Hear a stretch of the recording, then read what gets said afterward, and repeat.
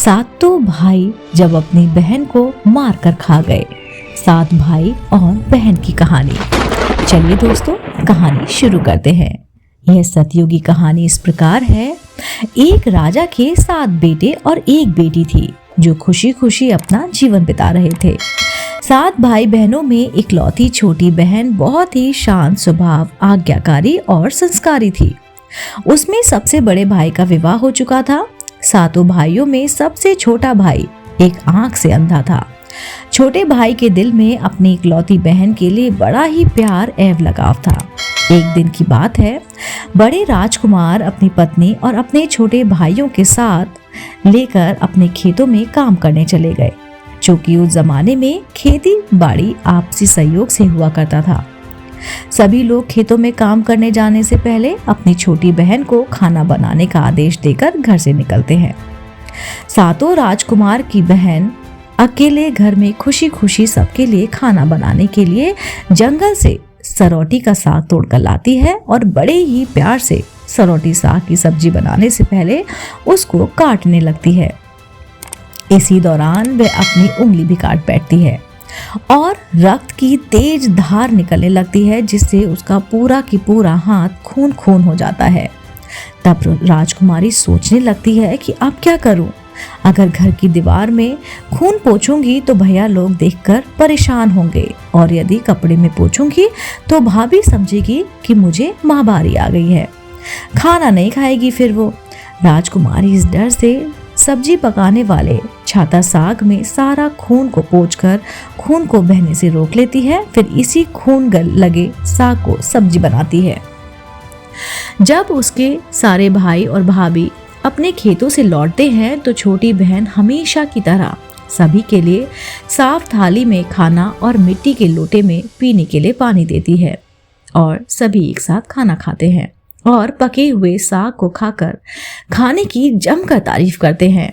और वे सब अपनी बहन से पूछते हैं कि बहन, तुम्हारे द्वारा बनाया हुआ ये साग बहुत ही अच्छा है, परंतु आज की बनी सब्जी का स्वाद बहुत ही अद्भुत है। बताओ ना, कैसे और क्या क्या मिलाकर इतना स्वादिष्ट सब्जी बनाई है?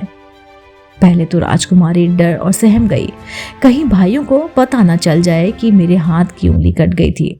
फिर वह थोड़ा सोचकर बोली कि कुछ नहीं भैया, जैसा हमेशा की तरह सब्जी पकाती हूँ वैसे ही तो बनाई है।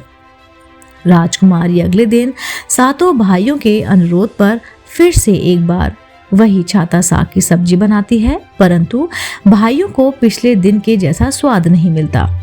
फिर ऐसे ही अनुरोध 3-4 बार हुआ, लेकिन खून लगे साग का स्वाद उसके मन मस्तिष्क में उतर ही नहीं रहा था। असलियत जानने की जिज्ञासावश 7 भाई और भाभी ने उससे उस दिन के खाना बनाने का तरीका जानने के लिए जिद करने लगे। मजबूरन राजकुमारी को सारी घटना बतानी पड़ी। सच्चाई मालूम होने पर 5वां भाई, जो बहुत ही लालची किस्म का था, उसने भाइयों से कहा कि बहन का खून इतना स्वादिष्ट लगा है तो इसका मांस कितना स्वादिष्ट होगा। यह बोलकर सभी भाइयों के बीच चर्चा करने लगते हैं। सबसे छोटा भाई को छोड़कर बाकी भाइयों ने राजकुमारी को मारकर उसका मांस खाने को राजी हो गए थे। मांस खाने की सोचकर उन सभी के मुंह से लार टपकने लगती। भाइयों के मन में स्वादिष्ट खाना खाने के लिए वे कितना लालची बन गए, इसका आभास राजकुमारी को हो गया कि किस प्रकार उसके भाई उसके मांस खाने की लालसा रखते हैं। एक दिन की बात है, 7 भाई शिकार खेलने गए। राजकुमारी को लेकर घने जंगल में जाते रहे, जहां पूर्व से निर्मित 4 कैद के वृक्षों पर बने मचान के नीचे पहुंचते हैं, जिस पर अपनी बहन को यह झूठ बोलकर चढ़ने के लिए बोलते हैं कि इस मचान पर जंगली जानवर तुम पर हमला ना कर सकेगा। इस प्रकार 7 भाई अपनी बहन को मचान पर बैठाकर अपना अपना धनुष लेकर शिकार करने का ढोंग करते हैं और वहां से चले जाते हैं। तब राजकुमारी को पूरा आभास हो चुका था कि आज उसका आखिरी दिन है, लेकिन वह चाहती थी कि उसके भाइयों की इच्छा पूर्ण हो, इसलिए भी वह मचान में जाकर बैठ जाती है। फिर क्या, सभी भाई केद के वृक्ष पर बने मचान से कुछ दूरी स्थित टोकरी पर यानी कि पहाड़, एक छोटा सा पहाड़, उस पर अपने अपने धनुष बाण के साथ पहुंचते हैं और एक चट्टान पर भारी भारी से अपने बाणों को तेज धार प्रदान करते हैं। टोकरी के ऊपर सबसे पहले बड़ा भाई अपने तीर को चट्टान से धार करता है और अपनी बहन पर धनुष से निशाना लगाकर तीर छोड़ देता है। तभी राजकुमारी पूरी बातों को समझ जाती है कि भाइयों का क्या इरादा है और अपनी मातृभाषा में गीत गाने लगती है। बिंदु बिंदु दाता छाती ताई ताईक, अर्थात जान से मारना ही है दादा साहब तो तीर से सीधे मेरी छाती में वार करो, इधर उधर तीर क्यों चला रहे हो। फिर सभी भाई बारी बारी से अपने तीर के धार को तेज करते हैं और राजकुमारी पर निशाना लगाकर तीरों को छोड़ते हैं। 6 भाइयों का निशाना खा ले जाता है और 7वां भाई जो सबसे छोटा था वह तीर चलाने से इनकार कर देता है, क्योंकि उसे अपनी छोटी बहन से बहुत लगाव था और धनुष बाण चलाने में 7 राजकुमार में सबसे निपुण था। फिर सभी भाई केंद के वृक्ष पर बने मचान से कुछ दूरी पर स्थित टोकरी पर अपने अपने धनुष बाण लेकर पहुंच जाते हैं। एक चटाई उसको मारते हैं। राजकुमारी जानती थी कि उसके 7 भाइयों में सबसे छोटा भाई बाकियों की तरह लालची नहीं है। छठों भाई छोटे भाई का पूरा दबाव डालते हैं और आदेश देते हैं कि अगर वह तीर नहीं चलाएगा तो बहन की तरह उसे भी मार देंगे। फिर छोटा राजकुमार उदास मन के साथ तीर को थोड़ा ही धार कर दूसरी दिशा में तीर को छोड़ने की कोशिश करता है और तीर को धीरे से छोड़ देता है। राजकुमारी हर बार की तरह इस बार भी गीत गाती है। बिंदु बिंदु दाता छाती ताइक ताइक। इतने में छोटे भाई का तीर सीधे राजकुमारी के सीने में भेद कर देता है और राजकुमारी की आत्मा शरीर से अलग हो जाती है और उसकी आत्मा उसी स्थान पर भटकने लगती है। तभी वह देखती है कि उसके शरीर का मांस खाने के लिए उसके भाई कैसे लालच करते हैं और सबसे छोटा भाई उसका राजकुमार जबरदस्ती मार पीट कर उसके शरीर को काटने का आदेश देता है।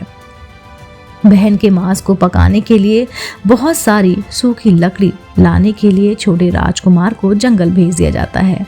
छोटा भाई जंगल में खोज खोज कर ढेर सारी लकड़ियां जमा कर देता है और सोचता है कि कैसे इतना सारा लकड़ी मैं लेकर जाऊंगा। दादा जो रस्सी दिए हैं वह भी 7 टुकड़े में दिए हैं, उन्हें जोड़ने पर भी यह रस्सी लकड़ियों में नहीं बांध पाऊंगा।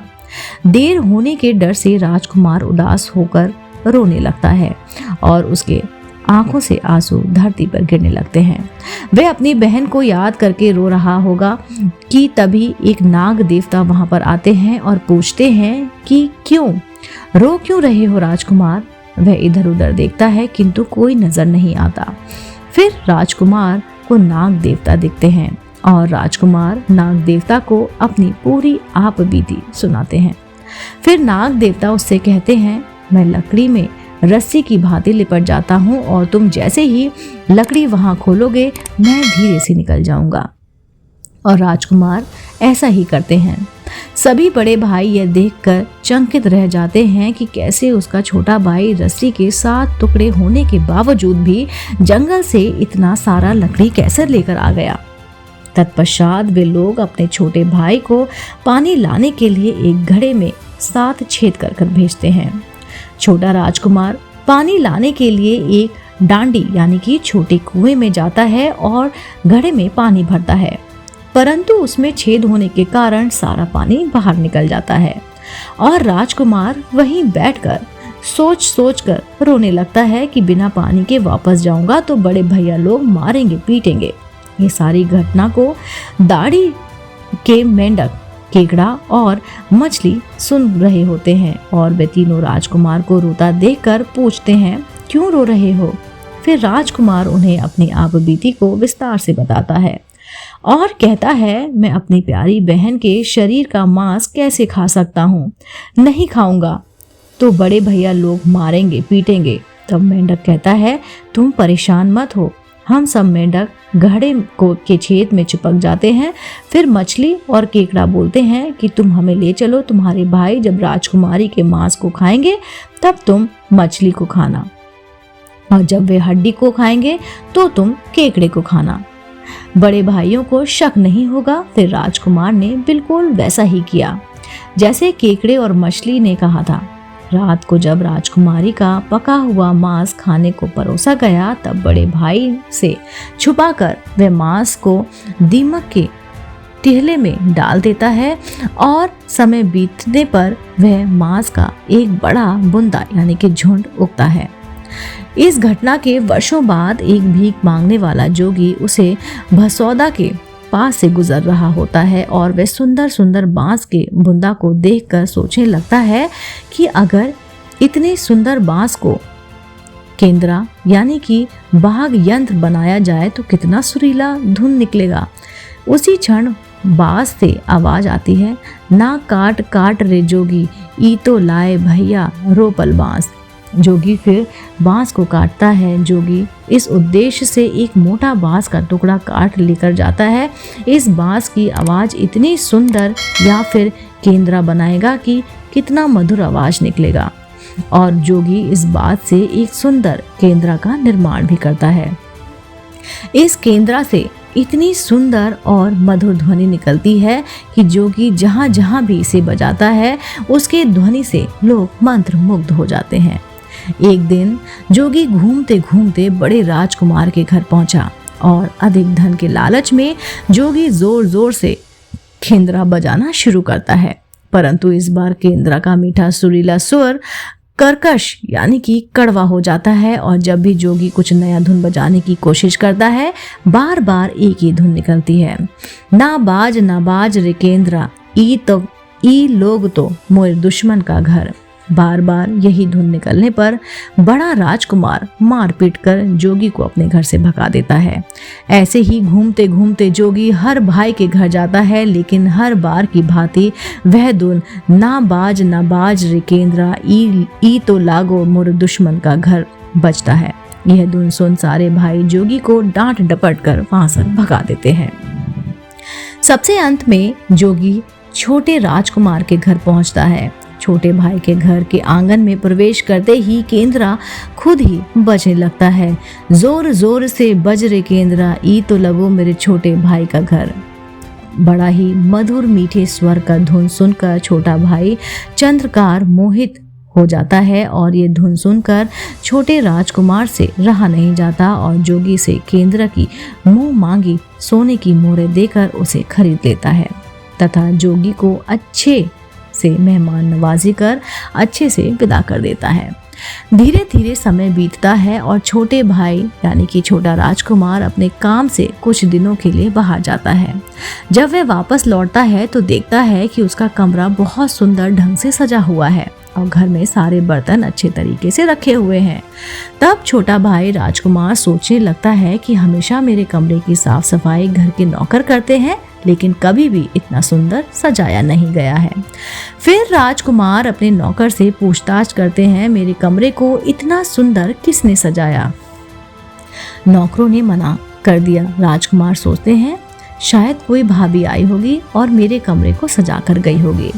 जब भी राजकुमार घर से बाहर काम के लिए जाते यही घटना हर बार देखने को मिलती और लगातार होने के कारण राजकुमार के मन में जानने की भी जिज्ञासा उमड़ने लगी।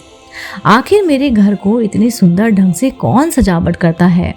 वह अपने भाइयों तथा भाभियों से भी पूछता है और वे लोग भी सजावट करने की बात से साफ मना कर देते हैं।